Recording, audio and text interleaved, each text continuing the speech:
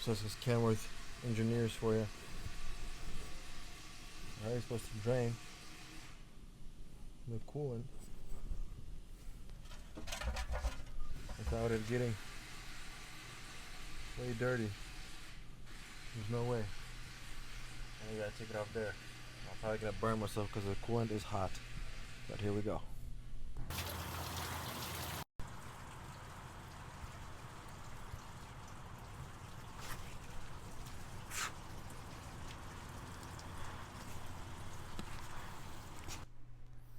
Now, I'm not the smartest guy out there, but there was probably a better way to do that. Because I got a little mess. I wasted some coolant, but it is what it is. Gotta give those engineers a round of applause. Okay, so I'm taking off these pipings. Pretty much gonna have to take off this whole section of the radiators, condensers, intercooler, and I'll be doing my best to show you guys as I go. A good place to start is just so you don't have to bend the condenser back this way or worry about breaking the lines. It's always good, just easier and more time efficient just to recover the Freon and then just put it back in when you're done. So that's what we're gonna do right now. Okay, so now I got the AC unhooked. Got this. Everything we need to pull this thing off is pretty much off. We just got to pull those two bottom bolts and get this hooked up, and we'll be ready to go up.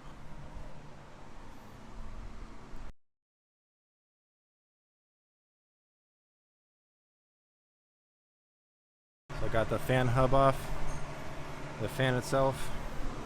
The next step is you have to wedge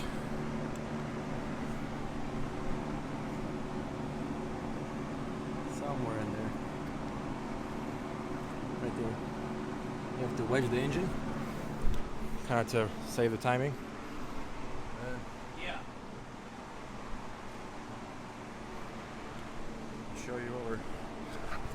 Show you what we're doing this for. So, if you look right there, that rocker's seen better days. That rocker has seen better days. And that one too. And then you can obviously imagine how the cam looks as well. So once I get this off, I'll be sure to show you. But cam is pretty messed up on more than half the lobes. So gotta lift up the rockers right now, take off that front cover, and pull out this cam.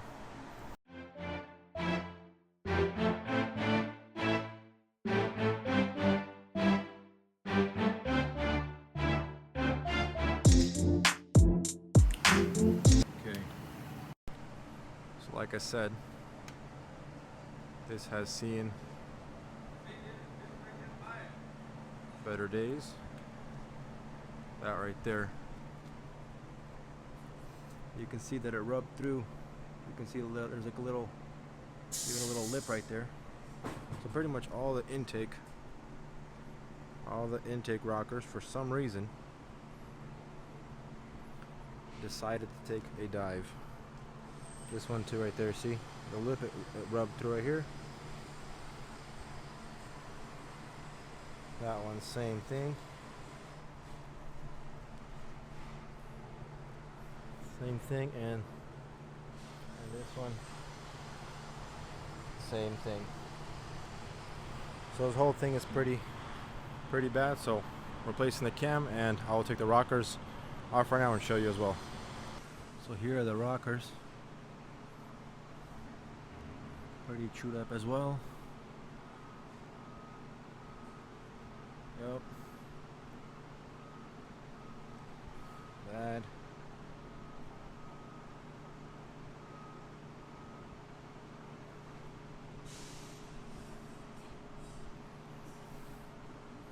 It's the intake. That's the intake. And that's the intake. So obviously all the intake rockers are going to be replaced. The cam is going to be replaced. So the original complaint was the Jake brakes aren't as good as they were. So I pulled the valve cover off and saw this. So this is where we're going to start. Well, this is a problem definitely needs to get fixed, and hopefully it kills two birds with one stone. So now that we've seen all the parts that we need, cam, the rockers, got to get the parts ordered. I covered it up for now, just so dust doesn't get inside the engine. I'll put something on there right now. Yeah, got to get the parts ordered, and next step will be reinstalling the cam, replacing the rockers, and getting the sucker back together.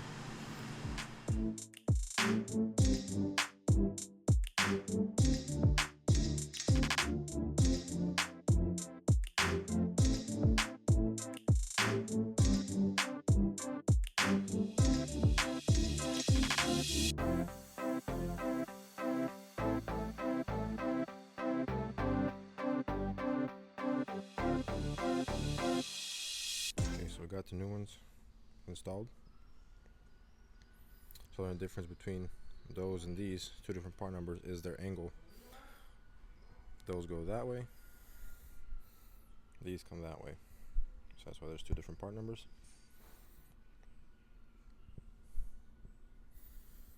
So brand new ones on there, and now we're gonna go start putting the cam inside. One of the most important steps, getting those seals replaced, that one and that one, and then mainly that one, the one around there, that orange one. If you don't replace it, it'll start leaking. So it's always best to do a job once. I got that cover, this cover over there, getting degreased. I'm gonna install that. Well, after I install the cam, but I'm gonna get that washed, those seals, get that thing siliconed, I'm ready to put it back in and start shoving the cam in.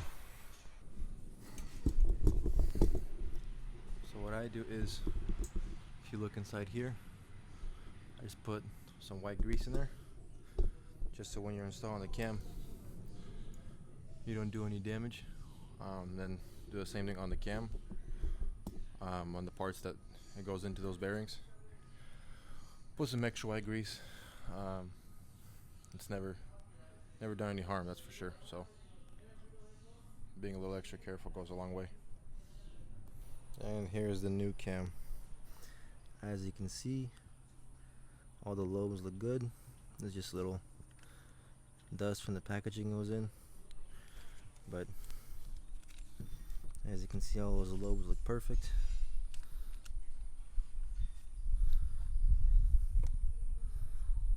So this is the one we're going to be installing, brand new, and just lube these parts up, and then once you get in the truck, you can spray it down with oil.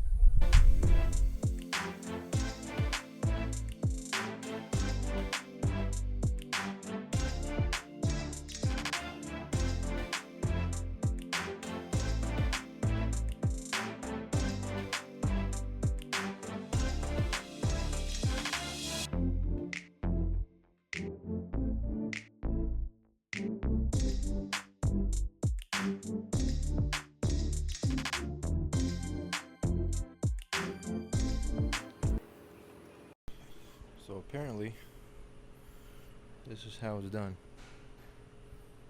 Apparently. So I got white grease everywhere, which is a good thing.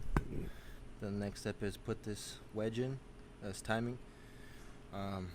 This one in particular is a 6-degree one. The valve cover will have the information because we pinned the crankshaft, and this is the position the cam needs to be in. There's a wedge in the cam, a flat part, and this is pretty much where you got to start putting those gears back on. That's how it's pretty much timed. You put those gears back on, you get all the latches between here, and here, tighten the gears, and then it's pretty much, I had to loosen this. I don't think I documented that. I had to loosen this bolt, get it to come out, and you pretty much want these gears to line up, this gear and this gear in the back to line up with each other. And that's pretty much when you know it's loose. And you have a little play in the gears, and that's when you start taking it apart. And that's the same way we're going to put it back together. Put these gears back on, get it all done, tighten it up, put the cover back on, and then put the rockers back on, and start doing the valve adjust.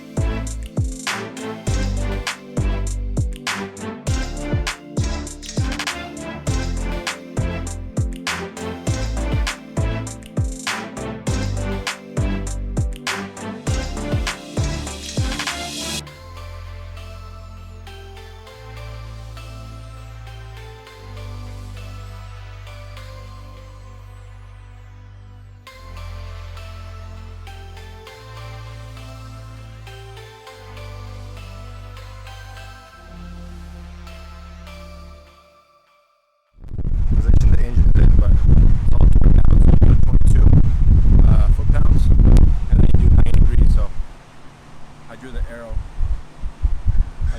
going like that, and then I was facing that way. So get all of them.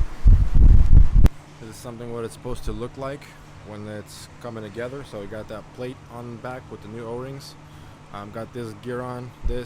I haven't tightened anything yet. Still gotta put this little timing plate on where it reads the sensor reads off of. But I'm just waiting for someone to get here to kind of help me with this, because I'll be the first to say I'm not scared to say that I'm not comfortable with this. I just don't feel like blowing anybody's engine up, even if it's just these two gears. I'm not touching this one almost. I mean, there has to be a lash between these two, and it's got to be kind of put together where I'm still learning it.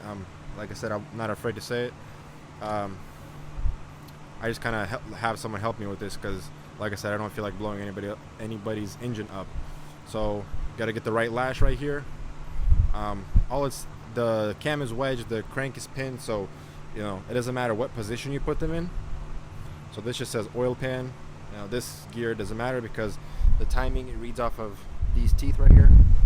The main thing is you got to tighten them at like you have to have a good the lash between the gears has to be the same, so it can kind of have like the right amount of gap between each other, between the teeth. So once we get it all tightened, I'll show you guys, and we'll be going from there.